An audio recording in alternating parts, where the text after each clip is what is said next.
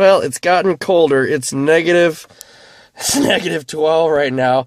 This thing hardly even moves. It's crazy how cold it is in here. I honestly hope that my car starts, because the battery's not so good in here. So, negative 12, that's real temperature. That's not wind chill, that's actual temperature. It's negative 12 right now. Let's see how well this thing starts. Oh man, I'm not looking forward to this. Hopefully it won't be so bad.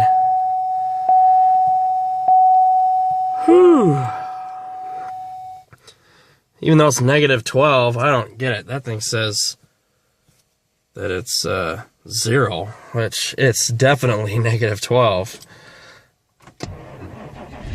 Oh yeah, no problem at all.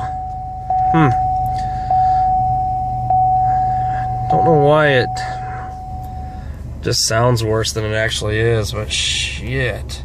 Negative 12 degrees. That's what it is right now. I don't know why that thing still says 0.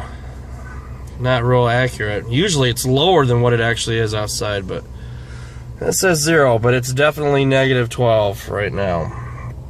Alright. There's a cold start for you. Start it right up.